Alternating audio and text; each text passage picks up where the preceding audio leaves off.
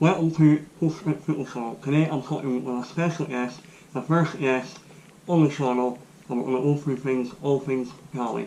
Today we have Sandy Sutherland from the Wyness Shuffle. Thank you for coming on, Sandy. Thank you. He is a friend of mine who we know from our grandparents, our dads and friends from football and other things. So Sandy is a member of the Wyness Shuffle as well, and obviously he's a lifelong season ticket owner as well. So thank you very much, Sandy, for coming on. This is now we chat about football and see where we go with that. Sounds good to me. So Sandy, that's a bit about how we know each other. So tell them all now, let's have a laugh. I mean, we're going back, what, 20 plus years now easily. Like you said, grandparents or grandfathers were good pals together. We were in school together, weren't we? Primary and secondary, and then obviously as we got that a bit older, it led into stuff like football. We only sit a few rows away from one another at the games. You know, it's moments like this that Inverness just becomes a bit of a goldfish bowl, isn't it? You know. Just go everyone. Yep, absolutely. So let's give them all a laugh. Tell them how I actually am playing football. Oh wow! What I will say is you're a determined player. You're always chasing down the lost causes, which I always love. You get a decent yard, you've got a good finish on you. Although I do remember one time, I had to think a bit hard about this, but I think pretty sure this happened. There was one time where you literally stopped to flick your hair back, which did not sit right with me at all. But yeah, I'll forgive you for it, you know. Yeah. That's alright. Fair enough. No, that's me being kind. That's me being kind. Like, no, I must say playing at HE, even in 7 sinks, 5 sinks, always competitive no matter what. Yeah, I do miss it. Good fun. Yeah, but anyway, enough about me. I'm not great at football. I might not even be better at talking about it. But anyway, so I'm just going to get into it and ask you a few questions and just get into it now. So one that I know of is you created the Scottish Cup final song in 2015. How did that come about?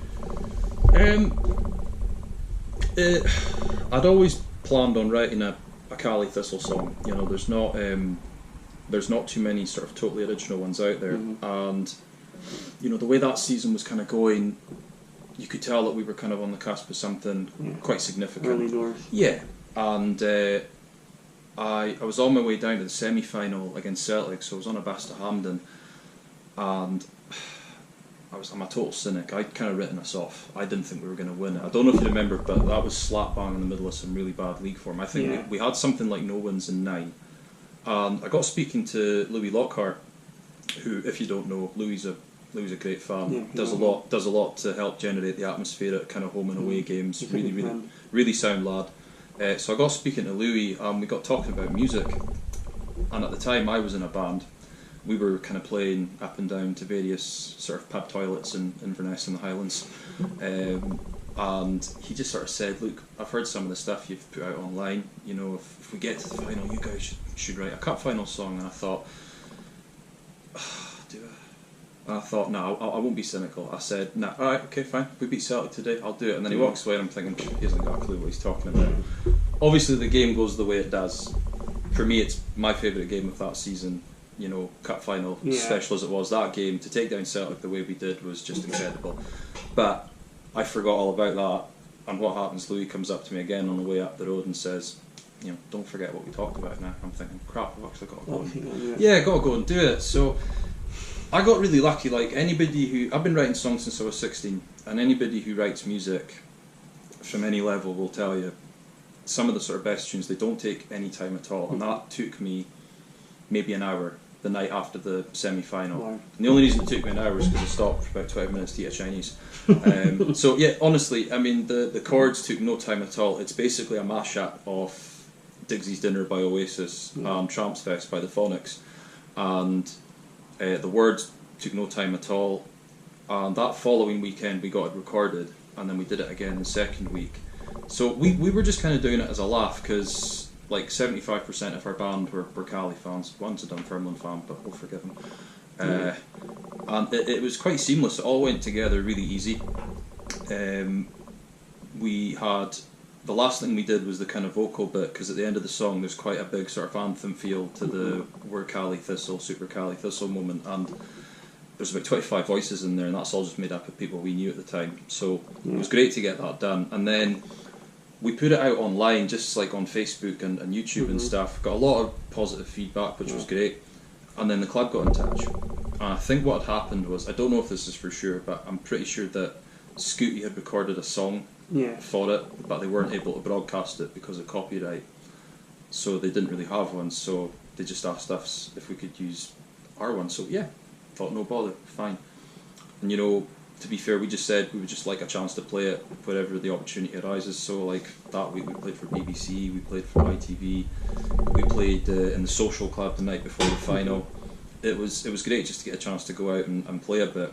And then the kind of crowning moment was it got blared out over Hampton as the team were walking the trophy about. So it's a special thing for me because I mean that is a memory you'll hold for a lifetime. Yeah, and it's. You ask any Caley Thistle fan, they'll tell you that 14-15 is probably their best season, and that's probably the best weekend they've had. And I get my own sort of special extension of that because something that me and the boys put together ended up being part of the final. So it's definitely one I look back on with a lot of fondness.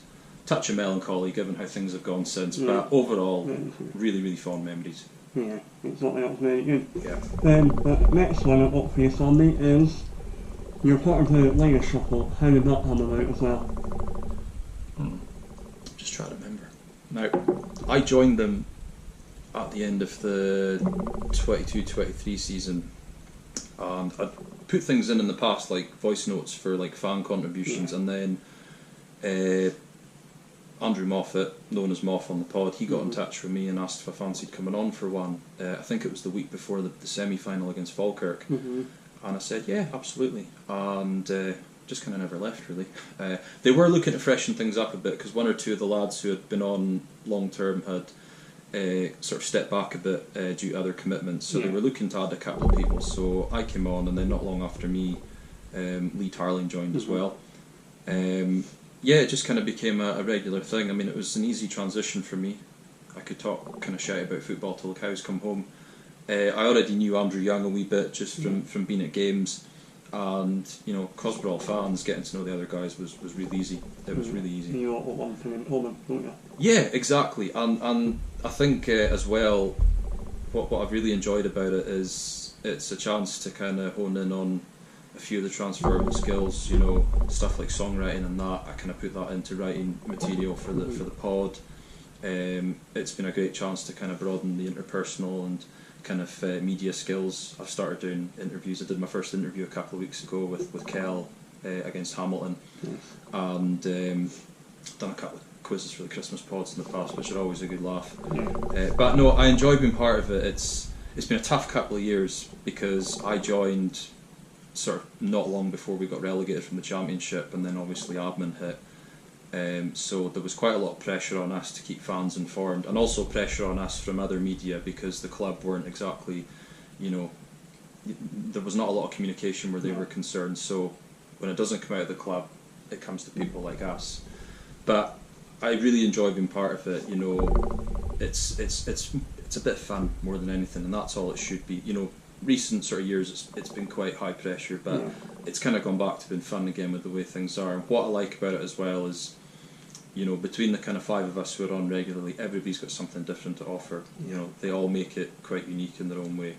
And hopefully, you know, it continues being that way. You know, if the club continues to thrive, we continue to thrive. And you hopefully get something else built in with it. Yeah, exactly. And it's been a chance as well, I think, for us to sort of enhance our relationship with other areas of the club, like the Supporters Trust. You know, we've had George Moody on quite regularly. George has obviously recently become a board member.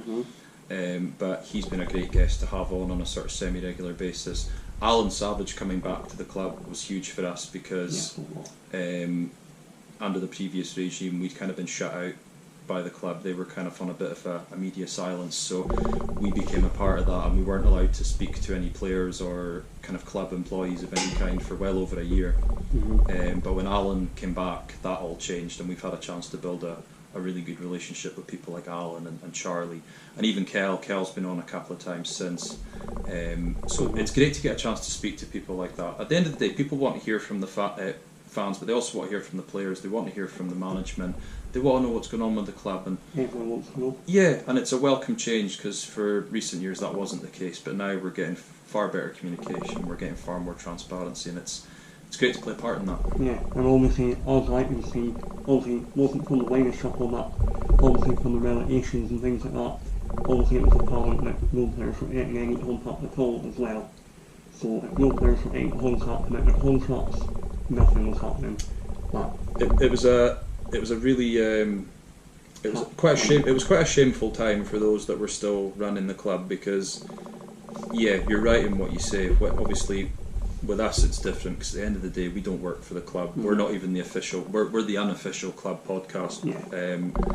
But yeah, the way that a lot of staff and players got treated latterly was really poor, and in a weird way it helped us, because it meant that we were able to speak to people more directly. Like, for example, we had Mark Bridgers on as a guest. And at the time, Mark didn't even know if he was staying or going, and that ultimately led to him having to move on, and probably about a dozen others. Which is a shame, because it was players have been there for a while. Absolutely. Other players have done well. And you don't want to be left in limbo no matter what, whether it's your 9 to 5 job. Yeah. They're footballers, at the end of the day, they're still human. And it became so, the club became such a polarising sort of thing, you know, because it was almost like every day there was a different story coming out, and it was really disappointing to see players like Mark, Aaron Doran and Roddy McGregor, who had come through the academy, and there's plenty others I could mention. They just got left out in the cold. It was a terrible way to treat them. It's well known as well that we never got compensation money for a couple of those through someone who we're not going to mention.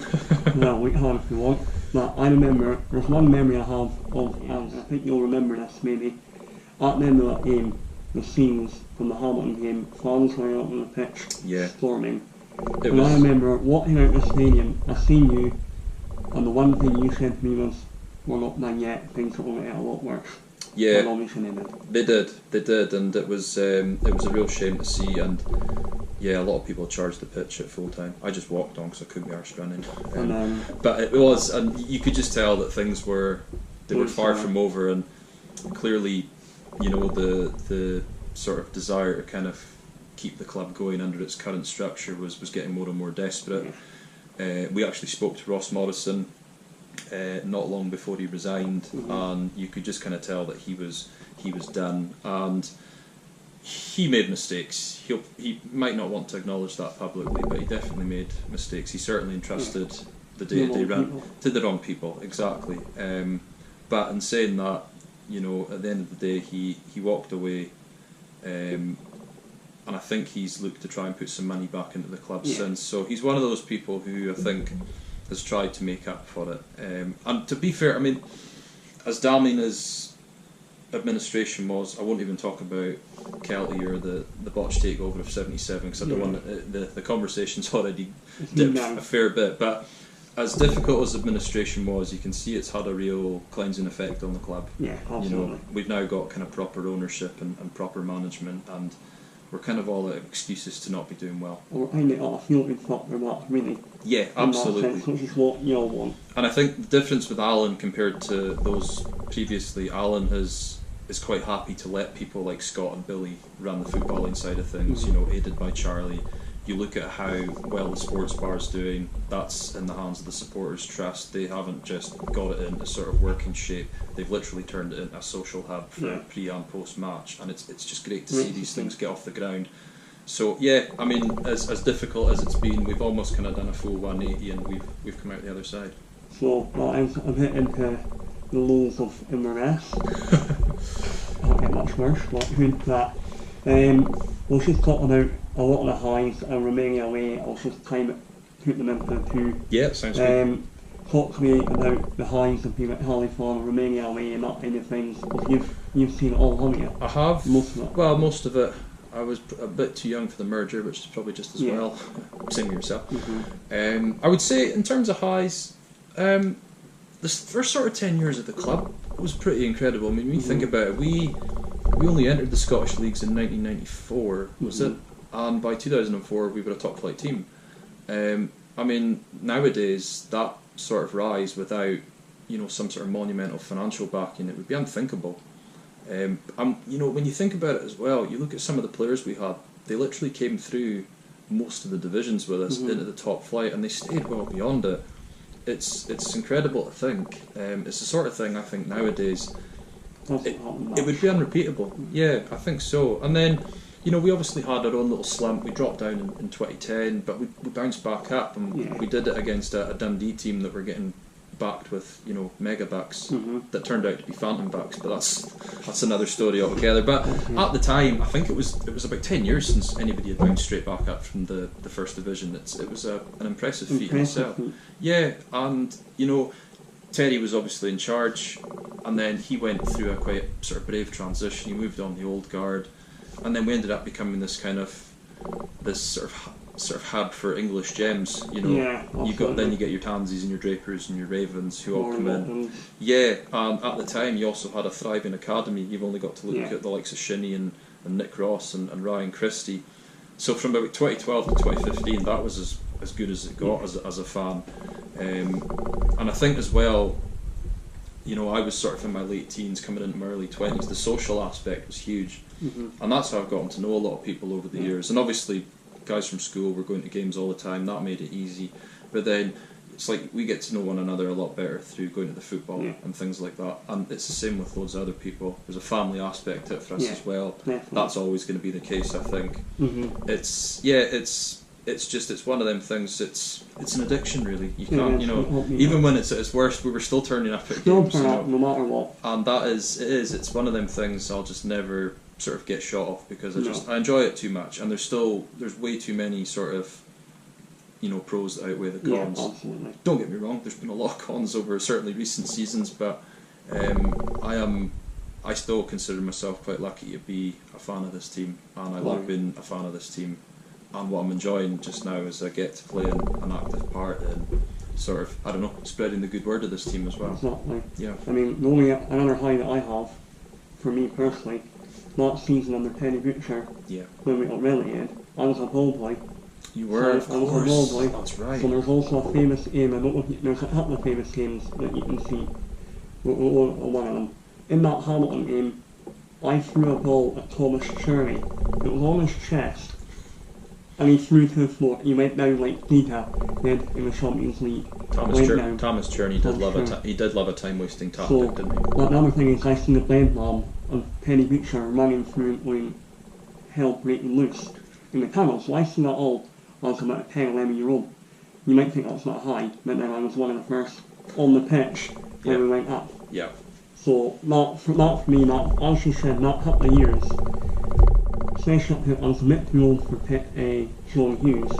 Yeah. I was like a spot at 15 years old. Yeah. But I had the high of going up, and a couple of years, there was a famous game when we came back in Jonny Hayes or against Rangers. Yeah. That they go on with that round. Rangers fans in the way end, here's me jumping up and down. Not my smartest idea. You'd had a good view of that goal. Oh, there was some whip on that, wasn't there? Brilliant. Yeah. But anyway. Could have 3 keepers in there, it wasn't getting saved. So obviously as a fan, as like the owner, after 15 I'd stop being a ball boy. And then like I've been coinciding with the times of Jonny Hayes coming out. Yep.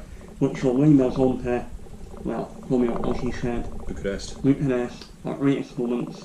Were you in Bucharest? I wasn't, you weren't. Oh, that's a shame. It was. So, talk to me about Bucharest. For me, it was kind of like the pinnacle moment of 2015, because you know we'd won the cap, we'd obviously qualified for Europe, and I was at the game obviously at home. Yeah. Which we signed Owen Paul Williams that day. Yeah. Didn't cover himself in glory much, did he, with that free kick? We'll leave that to one side. Yeah. I almost from very early on decided I was going to go to the away game, regardless of what happened at home. And I'm so glad I did, because you know, obviously we talked about bringing this up, and it was it wasn't hard to put things together to discuss. What I realised was just how important it was to be there, not for the football. The football was kind of secondary. It was very much almost like a festival feel.